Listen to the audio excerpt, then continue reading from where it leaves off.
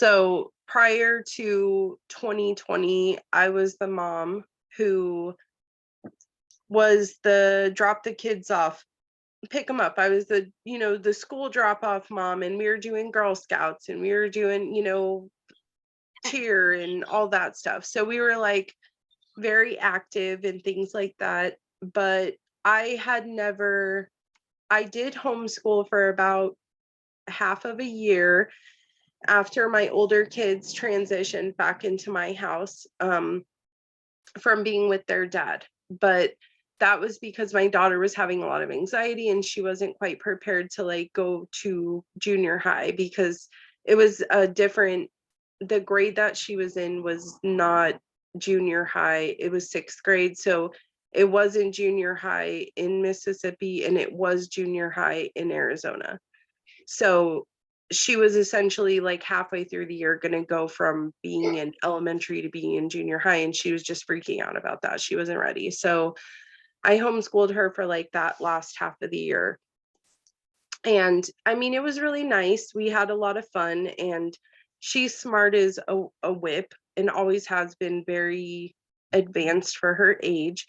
So it was honestly more just like bonding time. And I wasn't very worried about doing schoolwork, because I could just give her her workbooks and be like, here you go. And I mean, she had her whole workbook curriculum done for the whole 6th grade year in like 2 months or something. And then we were just hanging out and doing makeup and baking cookies. And it was like a bonding experience between my daughter and I.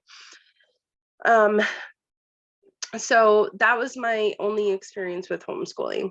So fast forward to 2020, and everything shut down. The kids weren't allowed to go to school, and I suddenly was left with 5 kids in my house, on top of other kids, because I was the only one that was a stay-at-home mom in the, realm of our close friends and family. So I didn't just have my own kids, but I had several other kids in my house. And it was really difficult because I felt so much responsibility to help these kids and make sure that they weren't going to, fall behind. And so I upgraded my Wi-Fi plan. I had kids in every room on laptops, Chromebooks, whatever, doing this class, that class, the other class, on top of taking care of babies in diapers, feeding them bubbles. Like, it was a nightmare. And through that experience, I was also able to test out several different homeschooling programs, because all the kids had different curriculum, essentially. And a lot of parents are baited by K-12. I am not a fan of K-12. K-12 is sent straight from hell. Satan himself designed that program. I'm completely convinced, and I'm not afraid to say it. So.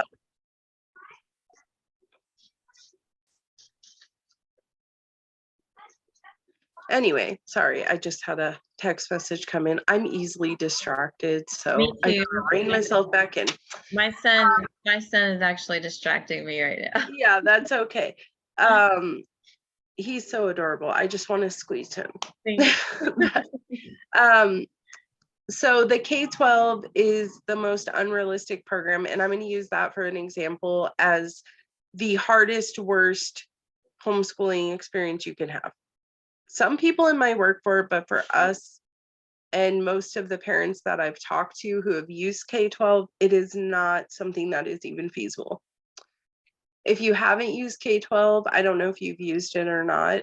No, you haven't. Okay, so I can explain how it works. So K-12, they send you boxes and boxes full of stuff, like anything and everything you could. They essentially send you an entire school curriculum, like classroom style school curriculum, for every child that you have enrolled. Wow. To your house. So you're getting like these giant, like U-Haul size boxes full of like textbooks and workbooks and science experiment stuff and literally everything you could possibly need for every lesson. And I believe they ship them every or not every 6 months, because I was thinking half a year, but like whatever that is, like once every semester or whatever, Yeah. they'll ship a box of new material. Yeah. But I mean, just the shipment itself is overwhelming. So you get all of this crap delivered to your house and you're like, what in the F am I supposed to do with this stuff? Yeah. And you get a printer and laptops and I mean, everything, glue, scissors, Oh, okay. confetti, like glitter, um, so it's overwhelming in the sense that it's just way too much stuff if you're don't have an educational background, you have no idea what the hell this stuff is for. You're like, okay. And yes, the lessons are very well mapped out, but it's a nightmare. And the reason for that is you are expected to have your child attend Zoom classes like this. Like, Oh. the teacher is teaching the class multiple times a day. Oh. You're also expected to have your child sitting on the computer for, depending on the child, they say, oh, it should only take 5 minutes for this Yeah, and right. 15 minutes for that. So in total, it's like technically supposed to be less than an hour a day on the screen. And then you have workbooks, textbooks, and workbooks. So you have a textbook, like a master copy for the parent, and then you have a workbook for the child. And you're supposed to sit there on top of that and do these. And these are also every subject. Yeah. So just one class seems overwhelming. This is like language, math, science, history, art, music, PE. They like 7 subjects you are sent curriculum for. 7 subjects. That's crazy. And then if you miss a class or a Zoom or whatever, they start or you forget to on top of that, you have to do attendance for your kids, right? So you have to log in every morning, log them out. Every class they do, you have to log them. You have to check all the work. Ding, ding, ding, ding. And when you have multiple children, I mean, I was spending probably an hour and a half a day just ticking boxes, checking it all off for all the kids, because I had 3 kids enrolled at that time. Wow. So if you miss any of these things, you forget to do attendance, your kid doesn't feel like doing a class, whatever, they literally start blowing up your phone and they're calling you, leaving messages, harassing you all day. So essentially you're bringing public school into your house, which is completely toxic. It's Yeah. not healthy and it does not work. So the number one thing I start with parents is you can try K-12, but I highly discourage doing that. And they sell it like it's a dream from heaven. Yeah, I've seen a lot of advertisements about K-12 and I've wondered about it myself. I've wondered about it. I've not considered it for Elijah or anything, but I've just been curious about it. Right. And they make it seem like it's good for everyone. They do IEPs and they do all these things. So my son Charlie was in kindergarten when we were using K-12, and kindergarten has never been to school, has never been to preschool, and they're sending him workbooks and textbooks and expecting him to do lessons where I'm not allowed to help him. And they're saying you absolutely cannot help him with this stuff. And he can't read. He's 5. Yeah. And then he's failing these classes and they're blowing my phone up. why isn't Charlie doing his work? He's 5. He doesn't want to sit on the computer for 17 hours, like, Yeah. I mean, it is just a nightmare. So that then made me break down, and I got really depressed. I bet. I'm going to be quite honest. I was like, I don't know why this is happening. And, I had teenagers as well. And my daughter was a freshman in high school. And she was the all-American girl. She did cheers, she did everything. And that is something that my daughter looked forward to her entire life, was being able to experience high school. And me, not so much. I was not into high school, but my daughter was very, into the high school life, and she loved it. And when that got taken from her, it destroyed her. She was so angry, and she didn't understand why this was happening. She had such a hard time. And my son was having issues. My son Isaac, he has autism. He was having issues. My 2 little ones were like wandering aimlessly, running around. I had like this gang of feral babies, like 5 and under, running through my house in their underwear all day. And I was like so depressed, because I felt like I was not just letting my own kids down, but I was letting all these other kids down. And I told myself, like, okay, Rihanna, stop feeling sorry for yourself, get your ass out of bed and figure out what to do, right? And so I said, you know what? F this. I'm not doing K-12 anymore. Like, that's the first thing that's got to go. I had to do a lot of soul searching, because having the responsibility of teaching your children it's like so heavy. I mean, it's like the heaviest feeling I've ever had, right? Like I am responsible for my child's education, which is a huge responsibility, because if you mess this up, like, this could affect them for the rest of their lives, right? Like, if they don't learn how to read, what am I going to do? Like, what are they going to do? I actually had a friend growing up who never learned how to read. And that is a huge thing for me, in seeing how that has affected somebody in their adult life and how she struggled. But then I started to think about my friend, and I realized my friend never learned how to read, but she grew up and has an independent life. She started her own house cleaning company. Wow, that's great. She owns a home. She has learned to utilize technology like Google to assist her in her daily life. And fortunately, we have that available. As an adult, she was diagnosed with severe dyslexia and other learning disabilities. And finally, the mystery was solved as to why she never learned to read. But instead of focusing on that negative aspect, I realized, even though this woman never learned how to read, she never let that hold her back. She didn't use that as an excuse. And she rose above every challenge that she faced in her life. And I asked myself, what can I learn from this person who I cherish and is a dear friend of mine? And instead of focusing on her flaws, I focused on the positive attributes that she had to acquire to get through life.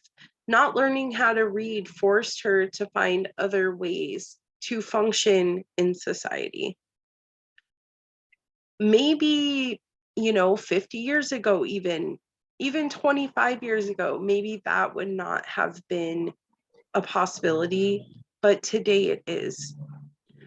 And I feel like that is a lesson that we all need to learn as parents. Instead of falling under this stress, right?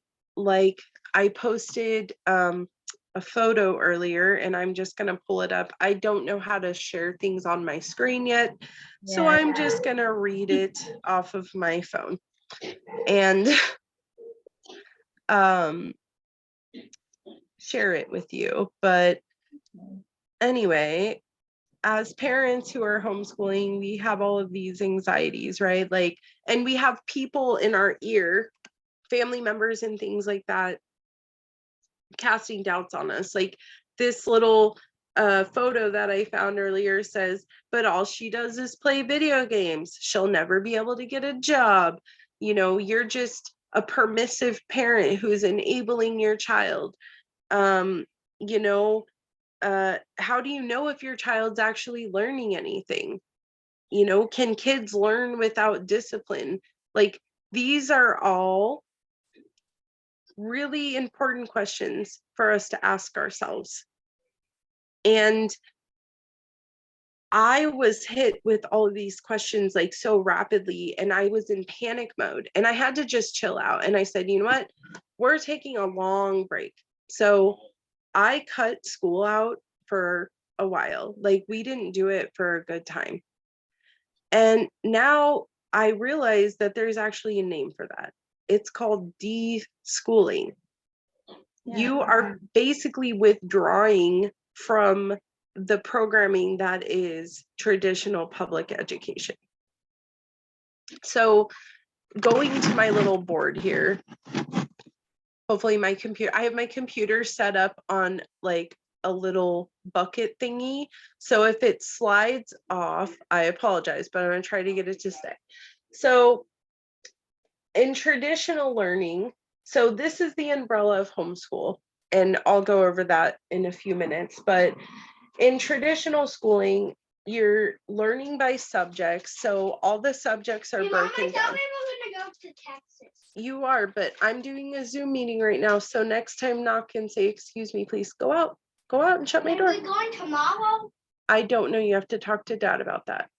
I love you. Is he gonna take us? Yes.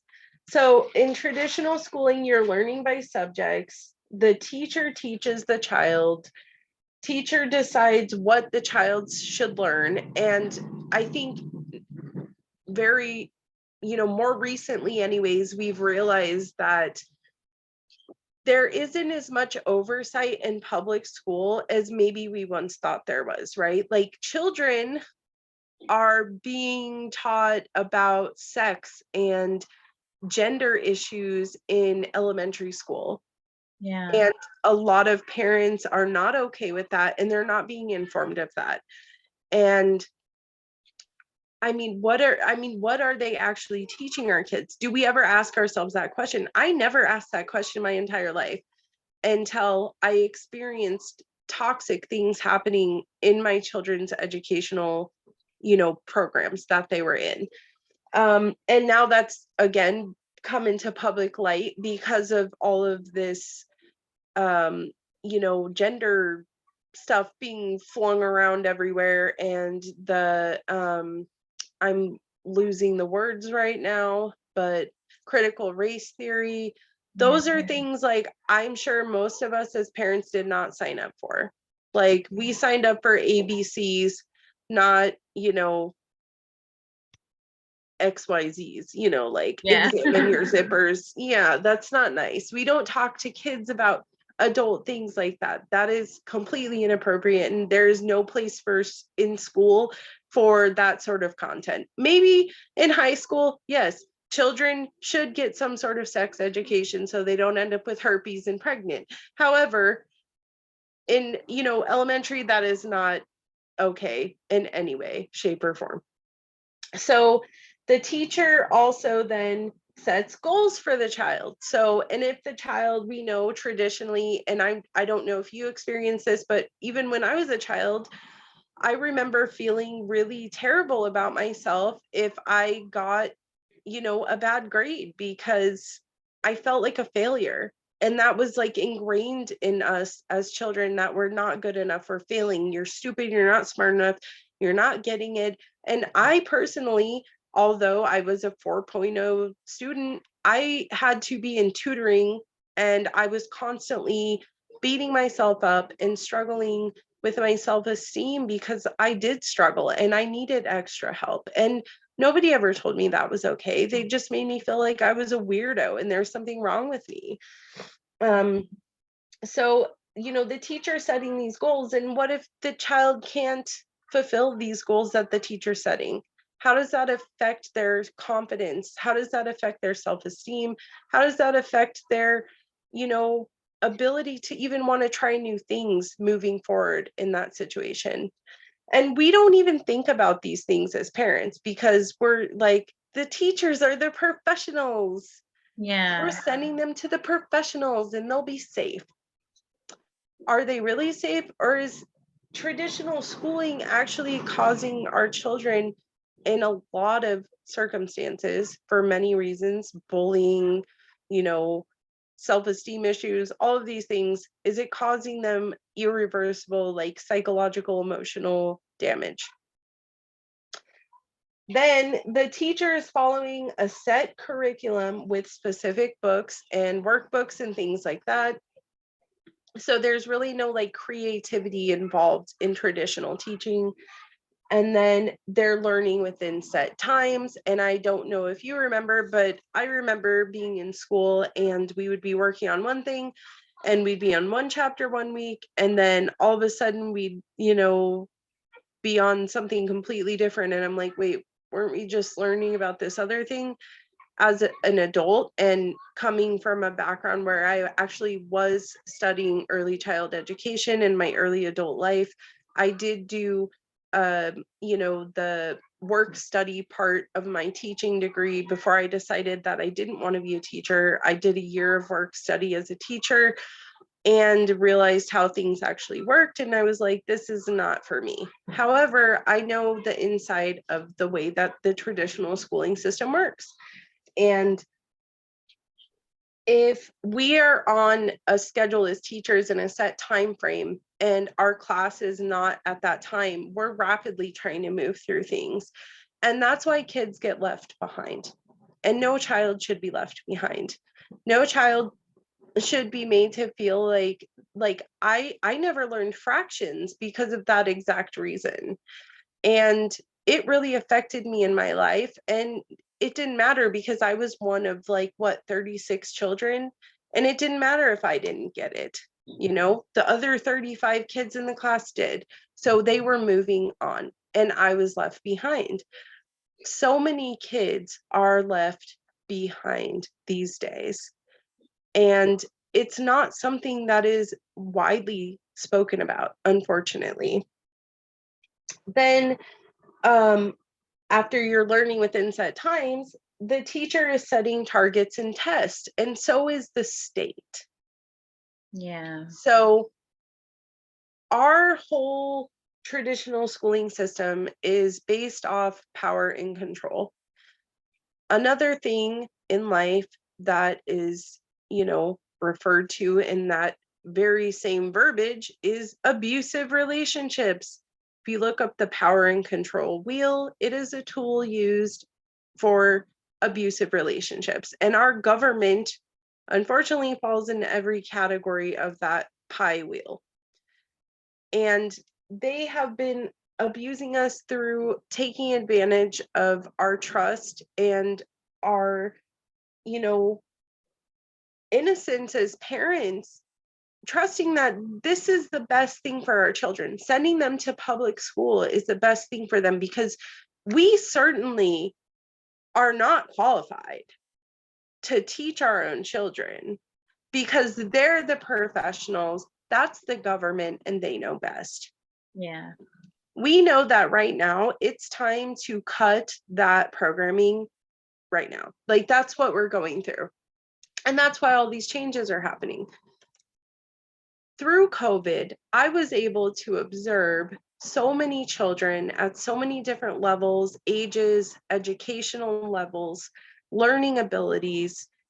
And I realized that every child needs an IEP. Every child needs an individual learning program because every child is an individual. Yeah. And because we're moving into this new earth, this is gone. And we right now are building the bridge to the future. And God has given us all these opportunities to do that in our own homes with our own children. And that to me is such an amazing blessing. How God is so smart and has such divine timing that he would line things up just perfectly. So we all were put in these positions where we had to step into this role as parents and take that responsibility of educating our children back. Now, I know that as a child, I was always made to feel small and like a second class citizen. Kids are essentially powerless over themselves. They're treated like second class citizens, as I just said. They're told to shut up, do as they're told, okay? Sit still, which is completely against their nature. It's completely unhealthy for them. They're locked in a classroom all day with unnatural sunlight, with unnatural lights beating down on them. They're exposed to huge amounts of Wi-Fi. They're being fried. A traditional school is almost like a Faraday cage. And then a lot of children are made to do things that are completely not okay. Like they're forced to feel guilty if they don't want to hug and kiss grandma or grandpa. They're forced to feel guilty if they don't want to sit on Uncle Bob's lap, okay? Even those toxic programming behaviors that are wired into us are just so unhealthy. And I had to like really knock myself down and say, whoa, how did I feel at that age? Take yourself back to feeling that as that vulnerable child, that vulnerable little girl or little boy that you once were, and remember how it felt to be told to sit down and shut up, to be told, you better just go hug your grandma right now, even though I don't feel like being touched right now. I don't like being touched. I don't want to hug grandma. She smells bad. Yeah. It's not nice. And in New Earth, we have the ability to change all of these things. Some of these behaviors, without even realizing it, have been setting our children up. And I believe that this was all a part of the satanic agenda, but they've been setting our children up to be victims and almost essentially grooming them without even realizing it, to allow them to become victims of sexual abuse, unwanted touch, unwanted advances, because their power has been taken away for so long. You're not allowed to say no, forcing them to eat things they don't want to eat. Why do we do these things? Because we were told that's the way it's supposed to be. That is our job. So in unschooling, we learn by interest, right?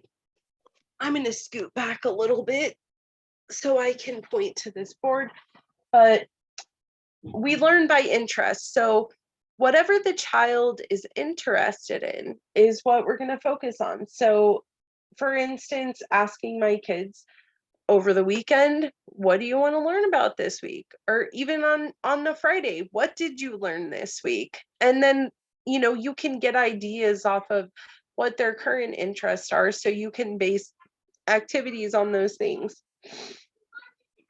In unschooling, the parent learns with the child instead of, teaching the child and forcing the child to learn things. Like, I know that that's one thing that I observed through the COVID lockdowns was my children are so damn smart, and they blow me away with the things that they know, the questions that they ask. And I absolutely learn something new from my children every single day. In unschooling, the child chooses what they want to learn. They're respected, their feelings are respected. And I'm not saying allow your child to walk all over you and do whatever they want, because obviously that's not healthy. But giving them the space to have choices, giving them choices essentially is so much healthier than saying, this is what they're doing, we're doing, sit down, shut up and do it. Saying, okay, here's a workbook and here's a puzzle. Which would you like to do right now? Using the when then rules as well. Like, when you get your room picked up, then you can play your Xbox for 1 hour. These are just little changes that we can implement even in our language that will psychologically have huge impacts on the way that your child is acting. And the reason why I know this is because I have 6 kids and I use them as guinea pigs, to be honest. But thankfully, I have suffered through so many trials and tribulations. I can now pass on this wonderful knowledge to you, lovely ladies and gentlemen. Now, in unschooling, the parent, and thank God for this, brilliant people invented all of this beautiful technology for us to use. The parent utilizes the internet, museums, nature, and everyday life to teach their children or child. In unschooling, learning happens all of the time. So we don't have to worry about schedules and times and routines, especially with children, for instance, like Elijah or like Isaac, my son, who are on the spectrum, and they don't have the ability to follow those sets of structure, right? Or children who are just like, you know what, I've got this. Give me a workbook and leave me alone. Tell me what you want me to do for the day. I'm going to do it. And then I want my video game controller back, please. That was my daughter. I was able to just give her that freedom because I could trust her. She was responsible enough and disciplined enough herself to accomplish those tasks. Not all kids are, but we have to familiarize ourselves with our child's needs and how they operate and how they function, and build a learning plan, an individualized learning plan around their needs. And that is the beauty of homeschooling. So, learning happening all year and all the time. So I noticed when I stopped stressing out that my 4-year-old started asking me if he could help me cook dinner. And suddenly he was able to do fractions at 4 years old because he was learning how to add measurements together so he could create recipes with me. I noticed that, my daughter is a hustler because she really likes to work, and she turned into a loan shark essentially. And anytime we borrowed money for gas or whatever, she charged us interest. She came up with that crap all on her own. Wow. And I'm probably still in debt to this day. I noticed that my kids had skills and attributes about their personalities and everything that I never realized that they had, because to be honest, I didn't really know my kids. And sorry, I'm getting emotional. I feel like a lot of us are in that same boat because we were sending our children away for other people to take responsibility for a large portion of their day. I'm pretty sure a lot of us didn't really know our kids. We knew the grumpy kids who got off the bus, who were starving because they didn't get enough nutrients during the day. They didn't have freedom to get snacks or eat or drink when they wanted to.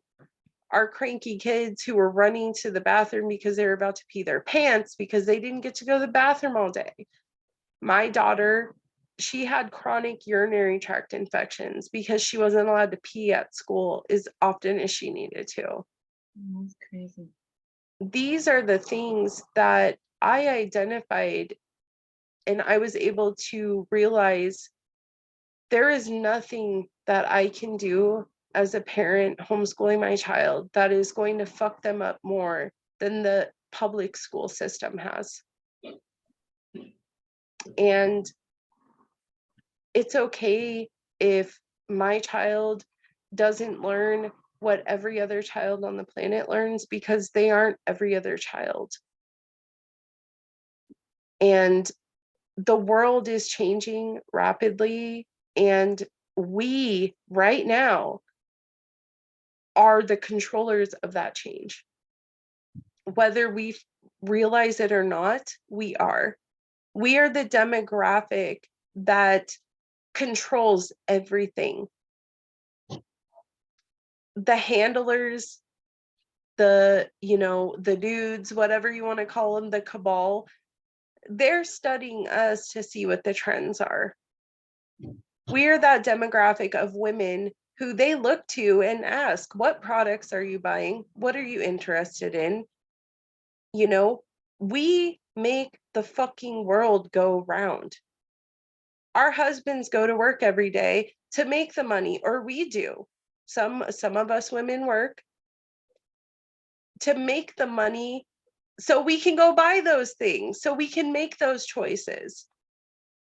And the reason why I know for a fact that this is even a thing is because I read a transcript of a meeting from one of the very early Bilderberger groups. And do you know what they said? We need to target the women. The women make the decisions, they pay the bills, they cook the meals. Wow. The women are in control. And through them, we can manipulate society, because on top of women being in control, women are emotional. They run off of love and feelings, and we can manipulate those feelings. Think of what we can do to the world when we send their sons to war. Think of what we can do when we send their husbands to war. They are looking to us, and it's time that we turn the tables on them and start taking the power away from them. And the way that we do that is by making these changes. And first thing, stop entrusting them with our babies, because after knowing all those things, I don't think that I would leave somebody alone like that with my kids for 5 minutes. And the sad thing is, in these schools, these young teachers that, like, we know, like, look at Mike. He was a teacher for 17 years, and you can tell he was a wonderful teacher, and he was doing it for the right reasons. But he realized that he had no control, and he spoke up to that a few weeks ago. I think, like, I didn't really have any control over what I taught these kids or anything like that, and I realized I could make more of an impact doing this than I could ever make in a classroom. And that starts at home for us now. And we have to let go of all this programming ourselves and this fear that has been pounded into us, that we're not good enough, that we're not smart enough, that we're going to fail our families and our children, because that is just not true. Now,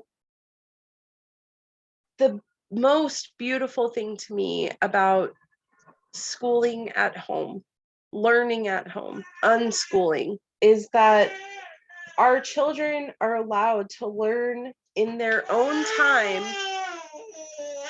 I'm recording. I'm almost done. Yeah, sorry.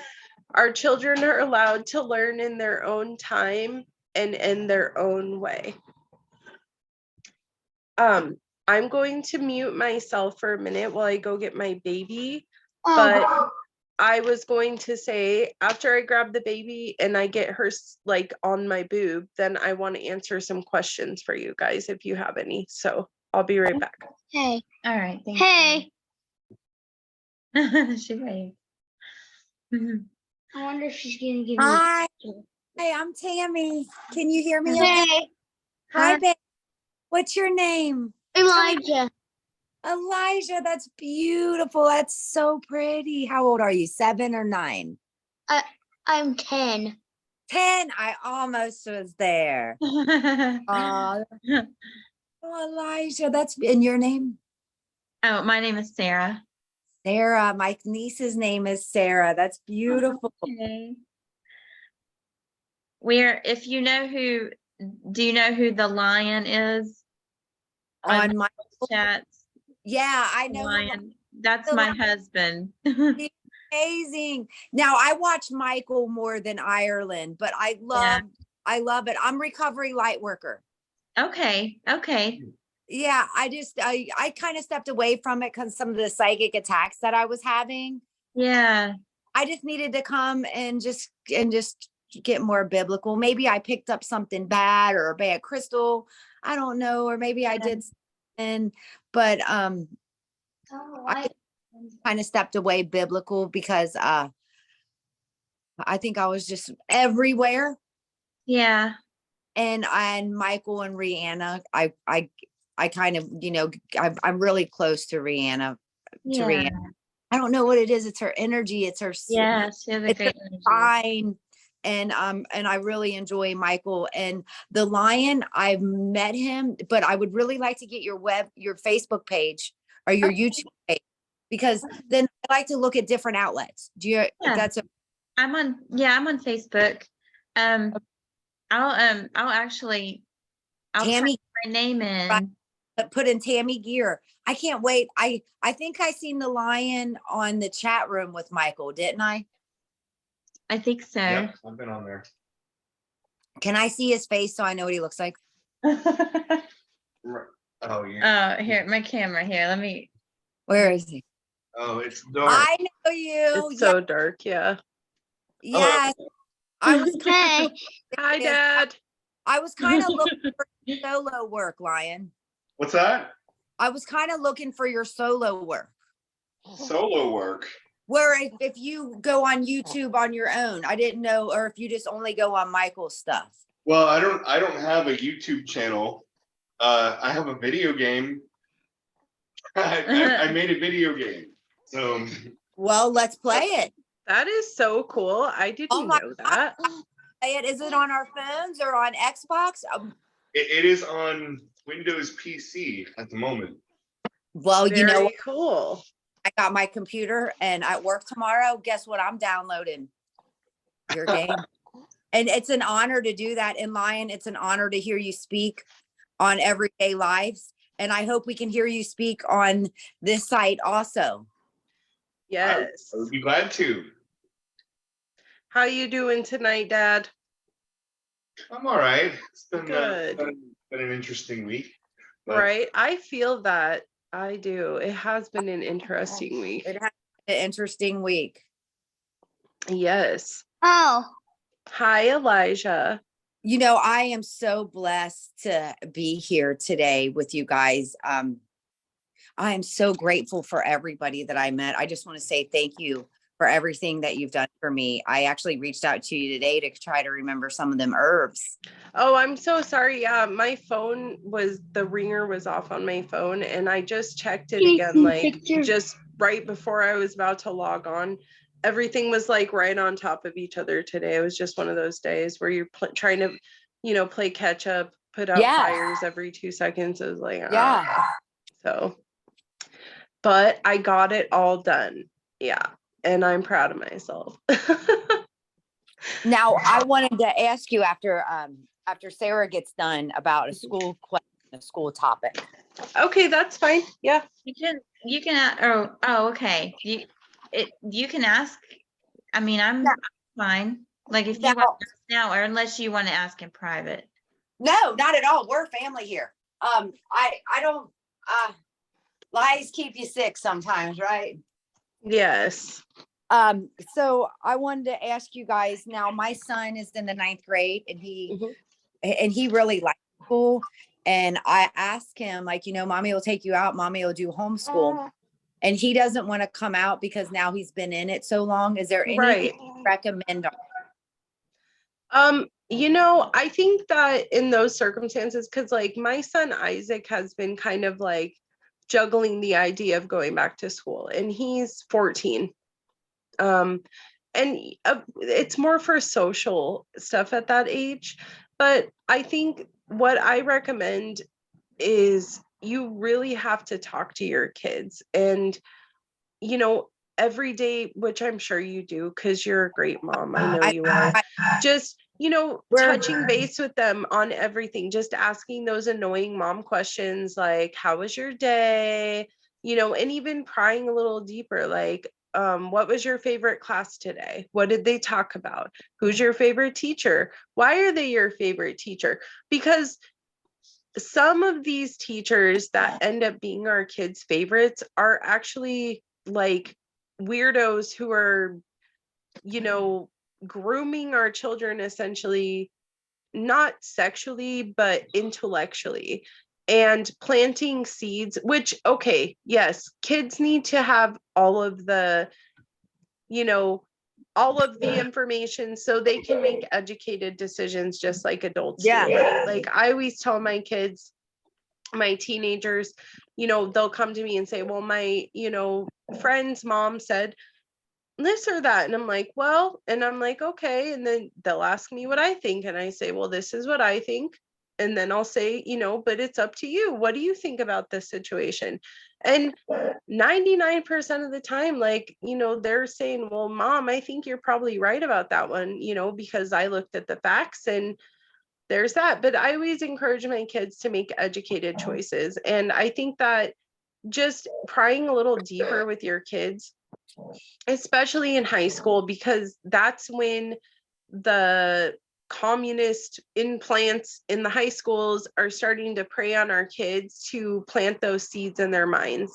And I can even identify, I graduated high school in 2004, and I can even identify like teachers that I had who were planting like those seeds of like democracy and, you know, which is really communism, which we've unfortunately realized over the last few years. But trying to plant those seeds take on democracy. in my mind. Yeah. You know what I'm saying? Like, and okay, yes, it's okay for kids to have different perspectives, but it's not healthy and it's not okay for teachers to be pushing their ideology on children. And unfortunately, that's what happens in especially high school with young adults.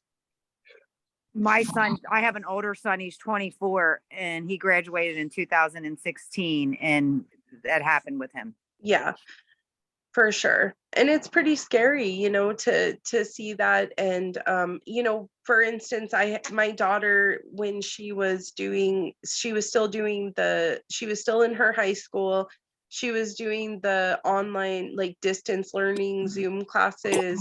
And I went up to her room to bring up like a basket of laundry or something. And I overheard the teacher over the Zoom meeting saying, if you show up to this Black Lives Matter rally on whatever date it was, then I'll give you an A. Wow. Now let that soak in. I'll give you an A. And then, you know, if you need a ride, let us know because we'll make sure you get there. What? Wow. This is a teacher, and not just any teacher. This was the teacher. This was the Mike. Like, just knowing Mike, you can tell he was the teacher. You know, he was the teacher agree. all the boys looked up to. He was the teacher all the little girls dreamed about marrying someday. Yeah, I mean, Like, I you could started tell the following kids Mike probably worshipped Mike. He was the 2 favorite years ago. teacher in his school. And this guy was like the equivalent to a Mike. He was like a very attractive, very outgoing man who like the kids were just naturally drawn to. And he was using his authority over these children to plant these seeds. And that's just not okay, you know? Yeah. And you know, there are fortunately teachers like Mike, and there's so many other teachers out there that actually have the kids' best interest at heart, that are on the right side of this. And there are still some left in our schools, thankfully. But a lot of the teachers today are young and they're libtards, and they are, they think they're doing right by planting these seeds in children's minds, but they're actually doing detrimental damage to them without realizing it. But they've been brainwashed as well. And that's the sad thing. And it's like they're passing their it's like almost like a disease. They're passing it to the next generation. And then the teacher said to the kids, after saying, I'll give you an A, I'll arrange a ride, like we'll just have vans driving around taking kids to a Black Lives Matters rally against their parents' will. He said, you don't even have to tell your parents. Oh, wow. And then he said, this is going to be great. We're going to overthrow the government. And I can't remember the name of the founder of Black Lives Matter for the life of me, because they are literally irrelevant. But he went on to then say that they were going to overthrow the government and make this person their new leader. Oh my goodness. And I mean, it made me physically ill, and I pulled my daughter out of school that week. Well, one of the reasons I left Microsoft is because they were pushing Black Lives Matters there, like in like company meetings. They do it. Cool. Yeah, and like what happened to the world? Like I mean, things changed so rapidly, and our kids got kind of swept up in that tornado of change. And it was hard because parents, we were just trying to figure out how to pay our bills and how not to lose our houses because we couldn't work and our houses were about to get foreclosed on, and real heavy shit. And on top of that, our kids are being like, caught up in all of that. And it was really scary. But again, thankfully, we have the ability to change these things. Do you have any questions, Sarah? Well, this is kind of a big question. It's okay. So, with history being all like with them changing a lot of the history from what it was originally, what do you think about, like, what kind of history do you think we should teach? I think that it depends on your family's background and beliefs. And for me, my son Charlie is like on his own. He's just very interested in religion and God and Jesus. And he's really funny. Like we'll go to the park and he'll say to kids like, do you believe in God? And they'll be like, what? And he's like, do you believe in Jesus? And they're like, yeah. And he's like, okay, you can be my friend. Like he's very I mean, and I'm not a very religious person. Like I'm spiritual, but I'm not very religious. But I did study religion for very many years of my life, and I was a devout Christian for 16 years. And so I'm totally comfortable having that conversation with my kids and helping them, learn about every aspect of that. So, but just kind of on his own, he's very religious. And I actually found a book at a thrift store that's like about Christians and history. Yeah. And it tells all kinds of stories about Christian heroes throughout history, and they're short stories, and he really likes to read them. And oftentimes we'll read those at night before bed because he likes to hear the stories, and he really likes history. He loves to hear the stories of people and what they did in the past and use his imagination. He likes to watch torchlighters on YouTube. And so I've not heard of that. It's just the same kind of thing, like a Christian series, but it touches on Christians throughout history that made huge impacts on the world, right? And again, I'm more spiritual, but I feel like Christian based curriculum resonates with me more for the simple fact that it's wholesome, it has morals, and it's steering the children in the right direction. Like, you don't end up being a crystal loving hippie overnight, right? It's a journey. And you know, I'm not trying to make my kids skip those steps, because if I do, then you know, that's not fair to them. They need to experience and explore those things on their own. So that's what I use. And again, going back to using the different types of technologies and things like that, I think that we have to be, you know, let go of those old thinking paradigms as far as like this strict curriculum and beating it in. And I kind of went over that with you the other day, Sarah, about how with my little ones, I do themes, and Monday is manners and math, and Tuesday is telling time, and Wednesday is reading and writing, and Thursday we take an adventure and get out of the house, and that can be to the library or to the park or on a picnic, and incorporating some sort of learning lesson with that. Like, say if we're going on a picnic, you guys are going to help me make lunch for the picnic. So get the turkey out of the fridge because we're making sandwiches. And, you know, allowing them to just experience things. Like, I realized that why don't we let our kids like cook and stuff? Like, I know it's just detrimental to them. I mean, think about even 50 years ago, how much more independent children were. I look at my 8-year-old. At 8 years old, I would babysit my little sister all night while my mom worked a second job. And she was an infant, like 4 months old. I did laundry, I cooked dinner, I washed, you know, the dishes. I had a lot of responsibility at 8 and 9 years old.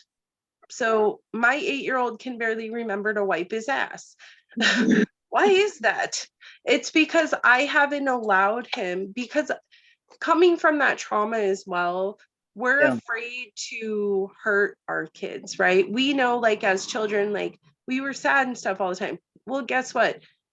My child can still have responsibility and experiences and not have those like feelings of abandonment and neglect and things like that, because that's just not the case. Like, in the sense that I can teach him those things, I don't have to rely on him to care for an infant, because fortunately I'm not in that circumstance that my mom was in. And I had to realize, like, I had to learn to ask myself, like, have you ever heard of the KonMari method? Yes. Okay, so a lot of moms have heard of that, the art of tidying up or whatever it's called. It's like KonMariing your life, right? Yeah. Like, asking yourself, does this serve my higher purpose? Why am I getting this yucky feeling when I ask my son to do a chore? Is it because of my own trauma? Or is it because I don't want to get in an argument with him? Or is it because, you know, and like sorting out those the dirty laundry of your emotional life, right? And saying, it's okay if my son doesn't want to try something, or my child doesn't want to try something, because my job as a parent is to keep them alive. It's not to make them happy. We need to erase that train of thought. Because what is happiness? Xbox, Disneyland, candy, junk food. That's happiness, right? Bullshit. They don't even understand what happiness is, because they're not old enough to understand that critical thinking point yet, period. Their frontal lobes aren't developed enough to understand what happiness means. Our jobs are to raise our children to make sure that they're functional adults. We're not raising children, we are raising adults. Yeah. And that doesn't mean we have to be drill sergeants, but our job is to make sure that our children can function at not the highest level, but their highest level, their highest potential possible. So asking yourself, what is my child's highest potential possible? And then setting goals to achieve that for your child specifically. And then saying, it's not my job to keep them happy, but it's my job to make sure they don't grow up to be a lazy asshole that's sleeping on my couch when they're 30, Yeah. you know. And even if their highest potential includes sleeping on in your house when they're 30, it doesn't have to be their couch, and they don't have to be lazy. I think he's so handsome, Tammy. He looks a lot like you. Yes. He is very handsome. But I,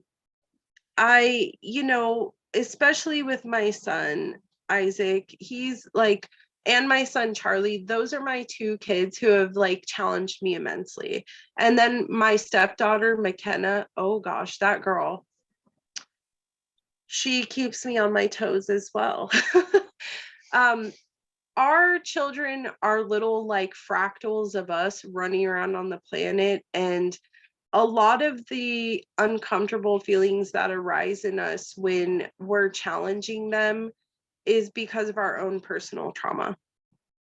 And we really need to like let go of that and ask ourselves like I realized that my biggest fears for Isaac were that he was never going to get a job or be able to take care of himself appropriately because he's on the spectrum. And then I took a hard look in the mirror and I realized that because of the choices I was making, I was almost essentially setting him up for that path because I wasn't making him take the steps he needed to grow. I mean, he was physically growing, but I was like coddling him and letting him, babying him and saying, it's okay, honey, I'll do it, because I didn't want him to be mad at me. And I was associating love with like being a maid and a servant 24 hours a day, which is not healthy for us as well. Yeah. So, Struggle with and right. And when I when I decided to make these changes, I also, because men look to us for guidance as far as children go, because for some reason they think because we gave birth to them, like we came with an instruction manual, but that's just typically not the case. I mean, we kind of have a little more insight, but not much, right? But men, our husbands and our partners look to us for guidance with the children, and so I realized that as well. Like I was like desperately wanting my husband to help me, but I wasn't asking him for help in a specific way. And he needed that instruction. Like I was miserable, I was unhappy, everything was wrong, our life was falling apart. And COVID saved our family. And the reason is that it gave me the opportunity to assess all the things that had fallen apart in our life and figure out the steps that we needed to take to change those things and to heal our family. And communication between me and my husband was one of those. And realizing I can be like miserable and crying all day and I don't know what to do and I'm stressed out. He doesn't know what the fuck to do either. He's looking to me to figure it out and give him directions. Like men like directions, I mean, some of them don't. Some of them are like, yeah, I'll figure it out. Wait, there's an extra bolt here. What happened? But they look to us because we're the mothers. We're supposed to, like, again, come with the instruction manual. So figuring out what our instruction manual is and sharing that with them is really going to help our partners and our husbands in getting our family in line with what we want. So for instance, I told my husband, I'm going to start making these changes after thinking about it. Like, take the time to think about what you want to start implementing, the changes that you want to start implementing in your house and your family. And then once you figure those out, discuss it with your husband. And that's what I did. I said, look, honey, like, I'm really overwhelmed and you're at work all day, and when you come home, I'm stressed out and ripping my hair out, and you're exhausted, and everybody's yelling and screaming, and everybody's upset all the time, and you're drinking yourself to death, and what the fuck? Like, but now it's like, hey, hun, it would really help me if when you get off work, like, you can take the baby for a walk after you've gotten, chilled down or whatever, so that way I can take a shower. Or you know, can you take the boys to the park because they haven't gotten outside all day? And to me, that's something that's really important for my kids because they're such high energy. I realize that they need to have time, physical time to go play outside. And that's been something that I really had to like, that's one of those things I identified in my own children that they benefited from is that physical activity. So every single day, as long as the weather permits, we take them on a walk or, you know, down to the park, which is down the block, and let them just run around. We try to get them to the park about, you know, like 4 or 5 o'clock usually. So there's other kids there and they can play and interact and run off their energy. And, you know, otherwise then, you know, we're having pillow fights till midnight, and that's okay. Because life is, you know, we have to realize too that life is not scheduled. Yeah. And we've been programmed to believe that everything is supposed to run in time. And we have to wipe that thinking out of our brains because that's not healthy either. And that was the next step I had to take, was identifying the things that we needed to change and then letting go of that scheduling in that time, which again, like my husband has to get up and go to work at 7 o'clock every morning. And that's okay because he has to go back into the matrix so he can bring home the paycheck, you know? But what can I change in my day instead of stressing myself out and trying to stay on this really tight schedule with so many kids and so many different personalities? It's okay if we sleep till 10, but we still need to get up and put our clothes on and get out of our pajamas and, you know, do our little chores and things like that. You know, giving your children more responsibility is healthy for them. And asking your partner to help utilize those different changes, like my husband, when he gets off of work, he goes out to the motorhome and he tells Isaac, my son, hey, Isaac, it's time. Can you come take the trash out, you know, for your mom? Because for whatever reason, when I ask Isaac to take the trash out, it turns into a whole ass thing, Mm. you know, but when dad asks, it's okay. So just identifying what works for your family and your child, and then asking, reaching out for help. And it doesn't even have to be, you know, specifically a husband or a partner. It can be like your support system. Identifying how to make your life run smoother and how to implement those healthy changes for your family, and then reaching out to your support system for that is so important. And I know that I've seen significant changes in my family since I've done these things. And giving your time to de-school, like I said, and that takes time for that takes a different amount of time for everyone. It's just like going through a grieving process. You're going through a process to detach yourself from this old way of thinking and to let go of those traumas and trapped emotions and like the guilt and all of that bullshit, so you can figure out what you need to do to help your child in the best way possible. And tell yourself it's okay. You're not perfect. This isn't public school. I'm not a fucking teacher. I'm a mom. I'm a dad. I'm a grandparent. Whoever you are serving these babies, God chose us to raise these children and to teach them how to be adults someday. And that's a special thing, you know. I get overwhelmed sometimes thinking about that. Like, how special is it that these beautiful children chose us to guide them in their life, knowing that we were the right person for the job? Yeah. And it's just like, wow. But so many of them chose me. Why? No. My favorite question of all is, how many kids do you have? 6. You figured out how that happens, right? Really? Who asks people that? pervert.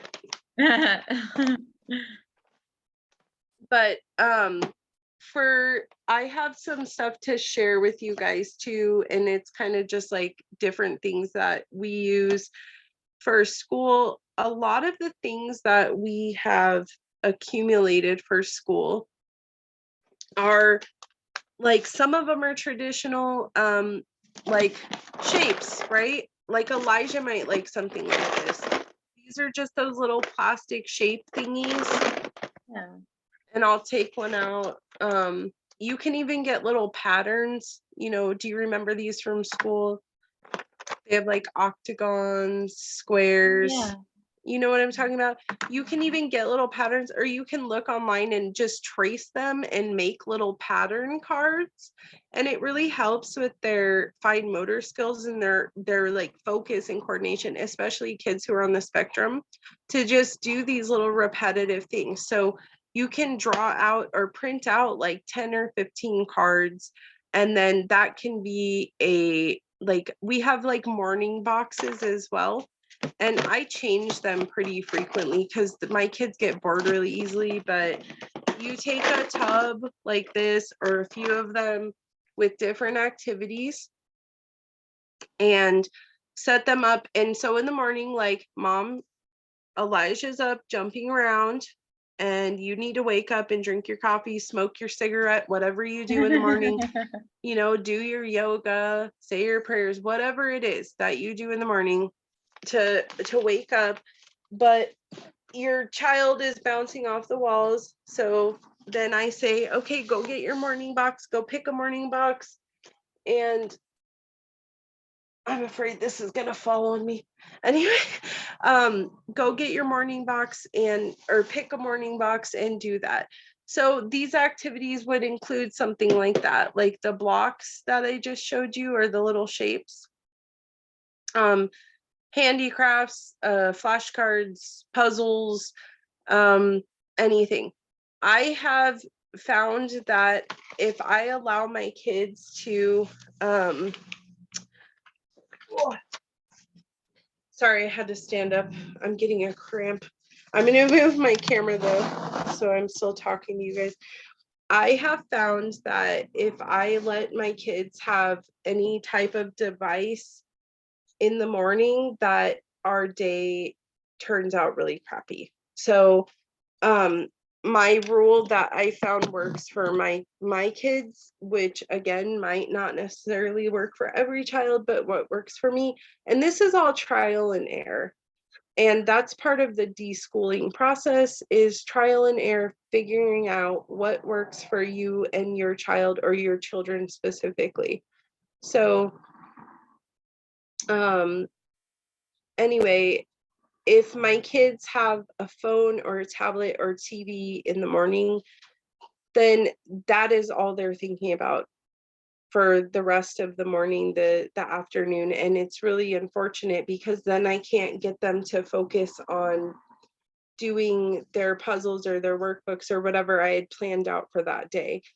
So I implemented a rule that they're not allowed to have any technology like devices until after we do our school lesson or lunchtime, whatever that lines up with, right? So usually they'll do their morning boxes, and I'll have my coffee, change diapers, whatever, and get together what I need for our lesson. And then I'll start our lesson, manners, math, time, whatever we're doing for that day. And then once that's done, we're usually sitting about 11:30 in the morning. And then I tell them, to go brush their teeth, do blah, blah, blah, blah, blah. And then I cook lunch. Or I make them go outside while I cook lunch. And then after lunch is when they get their technology, their tablet, phone, whatever they want. And the reason for that is I've noticed it's a really good incentive to get them to sit and do their activity that you have planned. And obviously, you know, the first like 100 times they're going to be like, when can I have my phone? When can I have my phone? When can I have my phone? But when you're consistent with that, eventually they're going to just shut up and stop asking, and they're going to get through their chores, whatever. That's another thing that I started having my kids do because I felt like it was age appropriate. And that's something that I didn't touch on as much as I wanted to, but also finding age appropriate chores for them to do. For instance, taking out the trash, making their bed, and differentiating between chores and expectations really helped my children. Explaining, you know, a chore is something that you do to help mommy, and an expectation is something that you do to help yourself. And mommy helps you, so you do chores for me in return, like taking out the trash, whatever. And I only give my little guys 1 or 2 chores a day, depending on the level of difficulty. So that would be like putting clothes in the hamper, picking up dishes around the house and putting them in the sink, taking out the trash. Usually if they're taking the trash outside to the actual big trash can, they do it together. They might also dump trash out of the baskets in the bathroom or the bedrooms or whatever into the bigger trash can, things like that. And the purpose of that is not necessarily to even, you know, get them doing it, but it's to set that routine and let them know I do what I'm supposed to do, and you have to do what you're supposed to do. And knowing that that's healthy for them, because we're raising adults, and we have to remember that, because we want them to be functioning at their highest ability when they get to be grown up, right? Then expectations would be showering. My boys, I have a really hard time with the showering thing, so they have set days for showering. Their set days are Sunday and Wednesday. Wednesday is an actual shower. Sunday, they go swimming at the YMCA. Hey, it's water, it counts, right? Yeah. Like, whatever. And dad takes them out on Sunday to the YMCA to go swimming. So, and we have a YMCA membership, which I really recommend. It's cheap, and there's a lot of different things that you can utilize through that membership for your family. But so Wednesday, Sunday, showering, brushing your teeth every day, making your bed, putting your shoes in a specific spot, you know, so you're not losing your shoes. Like my kids are always like, where's my other shoe? And it's like 16 hours later, oh, there it is. You know, it's just the never ending battle. But just implementing little things like that to hold them accountable as they start to get older, because they're, you know, growing rapidly, and they need to have accountability and expectations and, you know, responsibility, because that helps them feel like they matter. And as much as they might complain and gripe about things, giving them these tasks is actually telling them, I trust you. You know, I trust you to take care of your things. I trust you to help me do my job. And that's really special. And yeah, allowing them to just kind of be pissed off sometimes. It's okay. They might not like it, but guess what? It's okay if you're pissed off sometimes. And just telling, even if they're screaming and yelling, cussing at you, it's okay. I still love you. When you're, you know, done being angry, I'd like it if you come talk to me and we can talk like grown-ups. You know, that's what I started telling my kids, instead of feeding into that and letting them bait me like a victim into like these toxic situations. Like, nope, I'm not entertaining this. When you're ready to talk like an adult, you can come talk to me.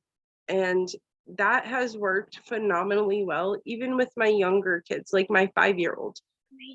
You know, he's 6 now. My 6-year-old, like, he's like, fine, mom, we can talk like grown-ups now. But he says it in his little like speech impediment list voice, and I can't really mimic that, but it's cute. I guarantee you it's cute. I also have folders. So like, this is Ben's. These are our sight words on there. I just kind of printed it out. They got to draw a picture above their sight words to decorate their folder. And inside their folder, and we've been working on the same sight words the whole school year, just so you know. And as much as that might feel like, oh my gosh, they only know 10 sight words. Well, we have to remember that we're letting kids learn on their own at their own time pace and in their own time when they're ready, instead of you have to learn this by this date or else you're broken. Yeah. We're erasing that. So they've been having these words, and like, actually, to be honest, my 6-year-old is light years ahead of my 8-year-old with reading and writing. But usually now, because he is so far ahead, when my 8-year-old is doing reading and writing activities, my 6-year-old is usually just done for the day, and he's allowed to go do his own thing while I work with my 8-year-old. So we have color coded folders, and I have a lot of kids, so that's like Ben's red, Charlie's blue, like I was saying the other day. What did you say is inside the folders? Oh, okay. So inside the folders, I keep, one side is their worksheets that I just printed out. Just worksheets. Are they orange? And these are like probably preschool, kindergarten level, but the purpose of it for me is to get them used to doing worksheets. It's not the level of hardness. And I can even show you the difference in level between Ben and Charlie here, so you get an idea.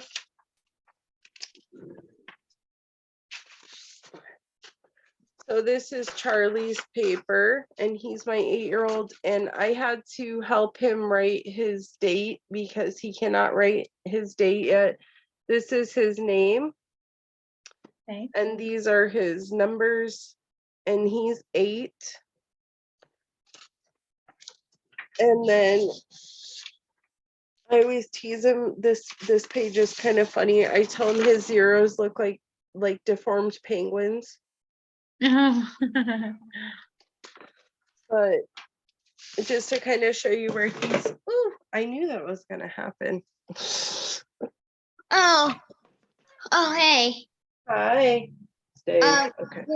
What about the tower? Oh. I'm working on it, buddy. I'm actually planning on doing it as soon as we get off this video. See. Yeah.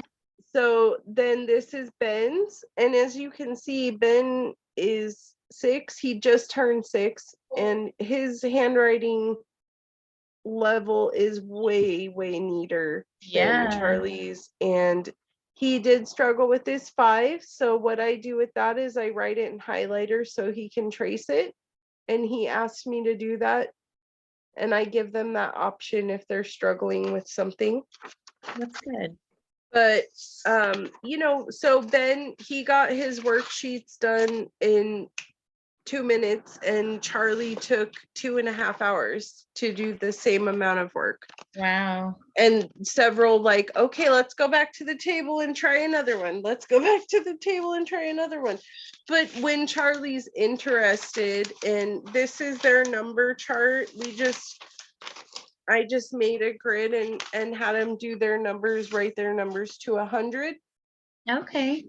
So and surprisingly, Charlie did this faster than Ben, but he was actually interested in doing it, you see. So, and he did, his handwriting was way neater, things like that. So, you know, I kind of like observe that as well when I'm giving my kids activities, and I'm like, okay, you're really not into this, but Hey, Mom, I'm gonna make you do it anyway. Dad go? No, they didn't go. The laundry is not even done yet, buddy. So the next thing is I have dry erase books. These are, you can find these like anywhere. You can get them online. This is upside down, isn't it? It's upside Yeah, but down. that's okay. Yay. Okay, so you can pretty much get these anywhere. The dry erase books, I love these. I've had these for years, and they're dry erase books. So when the kids are bored, this would be part of the morning like options. Yeah. And I just have a shelf with the bins and all the activities they can choose from in the morning or at free time on Friday. I use the same options for them. That's So yeah, just so you know. And the dry erase books are great. And even though, you know, Elijah's 9, almost 10, or 10, almost 11, right? yeah, that's right. And you're like, you know, well, maybe he's a little, you know what? My 14-year-old does them because he's bored. And I don't know, it's just like there, and why not? So you might want to try him for Elijah, and just like erase the whole like grade thing as well, because when did we start grading our children like meat? Like, Yeah. I mean, think of it. They grade meat and they grade children. Grade A, right? Our children aren't fucking cattle, you know? So this is the Magic Practice copybook. So this comes with a bunch of pens, and there's 4 of them. I got these a couple months ago, and I really, really like them. Oh, I'm gonna send all the links to these as well with the recording. okay. But these come with magic ink pens, and the children can do the work. The nice things about these too is that they have grooves, like the little pictures and letters That's have cool. groove. So when they're writing on them, their pen actually catches in the groove, and it forces them to make the shape the right way. Oh, that's It kind of guides their hand that way, right? yeah. It's just a really great thing. It also comes with these little grippy things that help the little ones hold the pens easier, because like Charlie, for instance, his fine motor skills are really like behind, and I attribute that to the fact that he was in the hospital a lot, and also I think he has fetal alcohol spectrum disorder, which I talked to you about yesterday a little bit. Yeah. And anyway, these are really fun. The kids love them. When I have other kids come over, they love them. And the nice thing is the pens, it's like a full pen cartridge, and they send you like 50 of them or something. So they're going to last forever. And the ink disappears after 30 minutes. Oh, I wow. have been looking for an option for these for like my older child to do cursive, because that's like one thing that I've been really insistent on with my son Isaac, is that I want him to learn how to write in cursive, at very least, if not just his name, because I think it's important to have a signature. Yeah. And that's a constant battle with us. But this is sight word bingo. I kind of showed you that a second ago, I think, but it's a really fun game, and we play this all the time. And it says between 2 and 36 players, which is crazy because it literally has so many cards in here. And it just comes with the little like tabs to put onto the cards, the little red dot tab thingies. So you can play it over and over again. And the sight word bingo, we love to play. The nice thing is too, they don't have to actually know how to read to play the game, because you pull the card and they can just look at the word and match it. That's cool. Yeah. And then here's the cursive book that I got for my teenagers. This is just moving into older kids curriculum. I got this on Amazon for my older kids. I feel like they're moving out of you know, I feel like a lot of these like very religious communities, I spend a lot of time like sick and just watching documentaries all the time, and I like to study people anyway, and different religions and faiths. And I noticed that a lot of these highly religious communities, some might be considered cults, but I'm not judging anyone. they tend to take their kids out of school in 8th grade. And I thought, what the hell is the matter with these people? Like, you're really going to make your kid quit school in 8th grade. Then after COVID land and studying my children, are you guys still there? Yes. Okay. My screen just went black, so I'm not Oh, okay. No, I see you and hear you. sure. That's all I care about. After this COVID land, I realized that my teenagers didn't need as much guidance as I was giving them. And it kind of made me understand why these religious communities were taking kids out of school in 8th grade. And the reason is, like, once you're like 14, 15, like, you kind of want to start learning how to grown up, right? And I then realized that it was okay to let my kids grow up, and I needed to give them the tools that they needed to be grown-ups.